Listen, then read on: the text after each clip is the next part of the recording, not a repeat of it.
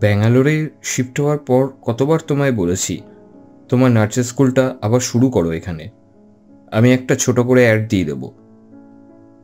প্রথমে যে কজন আসে তাদেরকে নিয়ে হলে ক্লাস শুরু করো, পরে স্টুডেন্ট বাড়লে একটা জায়গা ভাড়া নিয়ে প্রপার স্কুলটা শুরু করবে। আমি চলে যাওয়ার পর তো সারাদিন তোমার একাই থাকতে হয়। স্কুলটা শুরু করলে তোমারও ভালো লাগবে আর টাইমটাও কেটে যাবে। হ্যাঁ হ্যাঁ, শুরু করব। একটু সেটেল ডাউন হয়ে নিতে দাও, আবার সব কিছু শুরু করব গো। ঠিক আছে, অ্যালার্মটা লাগিয়ে ঘুমো। আমাকে আবার কালকে সকাল অনেক তাড়াতাড়ি বেরোতে হবে। শোনো, কেউ এলে চট করে দরজা খুলতে যাবে না। একেই তো অজানা শহর, লোকজন কেমন তাও জানা নেই। আগে জিজ্ঞেস করবে, দেন ডোর ওপেন করবে। হ্যাঁ গো হ্যাঁ, তুমি সাবধানে যাও।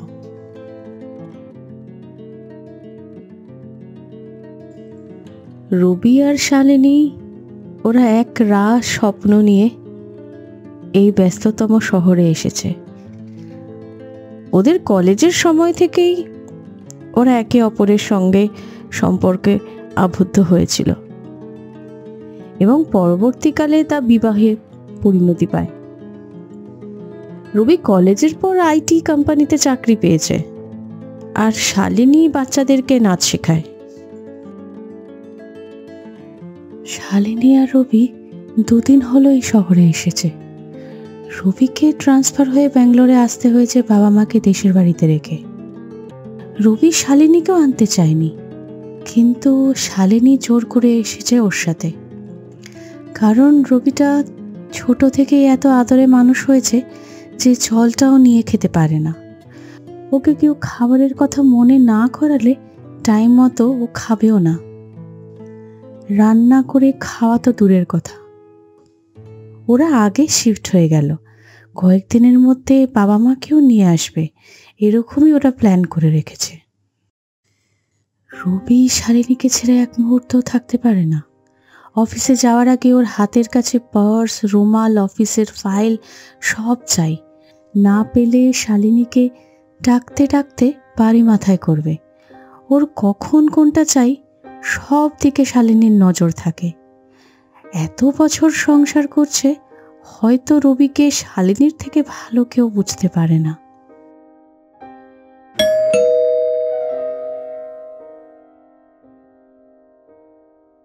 কেমন গেল গো আজকের দিনটা? আর বলো না, ব্যাক টু ব্যাক মিটিংয়ে একদম ক্লান্ত হয়ে গেছি। খুব চাপ ছিল গো আজ। শালিনী ছাড়ো না, আর কত কাজ করবে? অফিস থেকে আসার পর আমার সাথেও একটু সময় কাটাও। হ্যাঁ হয়ে গেছে, আসছি গো। যাও, ফ্রেশ হয়ে খাওয়া দাওয়া করে বসো, আমি মাথায় মাসাজ করে দিচ্ছি, খুব আরাম পাবে দেখো। দেবে বলছো? তাহলে তো ভালোই হয়, কিন্তু সারাদিন খাটাখাটনির পর তুমিও তো টায়ার্ড। আমি একদম ঠিক আছি, আগে আসো তো, তোমার মাথাটা একটু মাসাজ করে দিই। জানো, আজ মেন রোডের যে বাজারটা আছে না, সেখানে একটা বিরাট অ্যাক্সিডেন্ট হয়েছে। ওই মার্কেটটার সামনে, যেখান থেকে তুমি বাজার করতে যাও।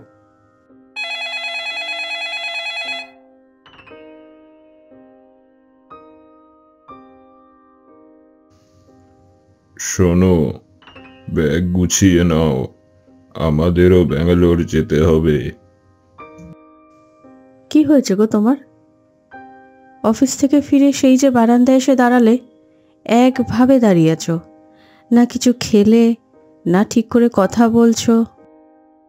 জানো, আমাকে সবাই বলছে আমার নাকি মাথাটা খারাপ হয়ে যাচ্ছে।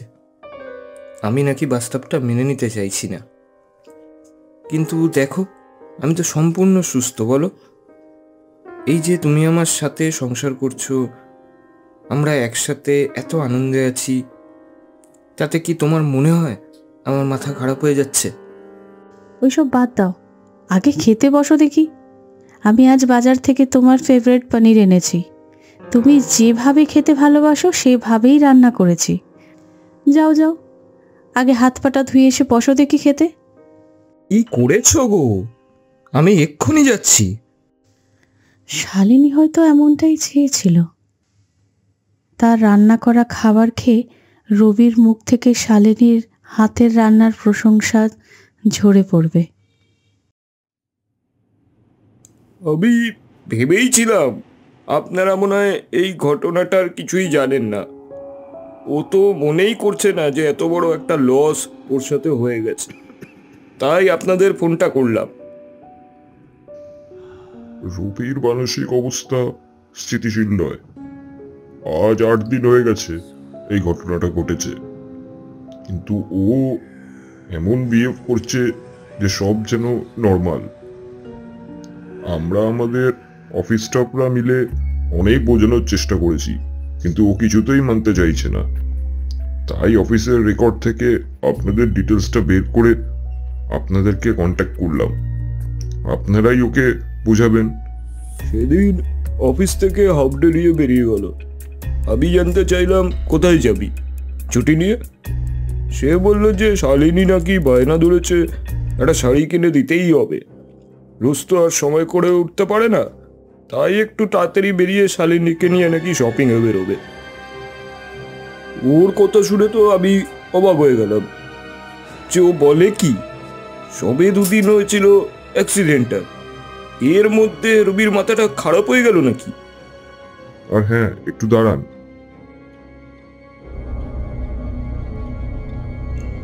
এটা এতদিন যত্ন করে রেখে দিয়েছিলাম আপনাদের জন্যই। তোমরা কিছু না জানিয়ে হঠাৎ এখানে চলে এলে যে? আমাকে শালিনীকে একবার বললে আমরা স্টেশন থেকে তোমাদের নিয়ে আসতাম। রবিকে যে কি বলবে তার মা, সে ভাষা সে খুঁজে পায় না। সে শুধু রবির দিকে ফ্যাল ফ্যাল করে তাকিয়ে থাকে আর অঝরেই কাঁদে। ও রবির বাবা, দেখো তো রবি যেন কার সাথে কথা বলছে। রবি বাবা, কি হয়েছে? এত রাতে এখানে কি করছিস তুই? তুই ঘুমোসনি এখনো? দেখো না মা, শালিনী বলছে মাথায় তেল লাগিয়ে দেবে, তাহলে নাকি ঘুম ভালো হবে। আমি যত বলছি তুমি সারাদিন সংসার সামলে ক্লান্ত হয়ে পড়ো, তোমার তেল লাগাতে হবে না, কিন্তু দেখো আমার কথা শুনছেই না। তুমি ওকে বলে দাও তো, ও তোমার কথা শুনবে। ওখানে কেউ নেই রে রবি, তুই কি আবোল তাবোল বকছিস? তুই শান্ত হ বাবা, শান্ত হ। শালিনী আর আমাদের মধ্যে নেই রে বাবা। হ্যাঁ, তোমার মা ঠিকই বলেছে, তুমি বিশ্রাম নাও, তোমার বিশ্রামের প্রয়োজন আছে। মা তুমি জানো শালিনীর খুব ইচ্ছা এখানে একটা স্কুল করবে, সেখানে বাচ্চাদের নাচ শেখাবে। তুমি তো জানো মা শালিনী কেমন নাচ পাগল, নাচ ছাড়াও থাকতেই পারে না। তাই তো ওকে বলেছি একটা ছোট স্কুল খুলতে, সেখানে বাচ্চাদের নাচ শেখাতে। আমিই সব ব্যবস্থা করে দেবো। আর তুমি কিনা বলছো শালিনী আর নেই আমার মধ্যে। ওর কত স্বপ্ন তুমি জানো। আমরা এখানে একটা ছোট্ট ফ্ল্যাট কিনবো, তোমাদেরকে দেশ থেকে নিয়ে আসবো, তারপর আমরা সবাই মিলে একসাথে থাকবো। তুমি কি বলো না মা? রবি, তুমি কেন বুঝতে চাইছো না? সবটা মেনে নাও, এখানে কারুর কিছু করার নেই। কি বুঝবো? তোমরা বুঝতে চাইছো না? যে রোজ আমার খেয়াল রাখে, আমায় খাবার বানিয়ে খাওয়ায়, আমার একসাথে সময় কাটাই, তোমরা তাকে মৃত কি করে বলতে পারছো? এই তো আমাদের কথা শুনে কষ্ট পাচ্ছে। দেখো এই তো ওইখানে দাঁড়িয়ে আছে। ছেলের এমন অবস্থা দেখে রবির মা একদিন শালিনীকে বলে, বৌমা আমি জানি তুমি আমাদের মধ্যে এখনো রয়েছ। আমরা তোমাকে দেখতে পাচ্ছি না, কিন্তু অনুভব করতে পারছি যে তুমি রবির সব দিকের খেয়াল এখনো রেখে চলেছ।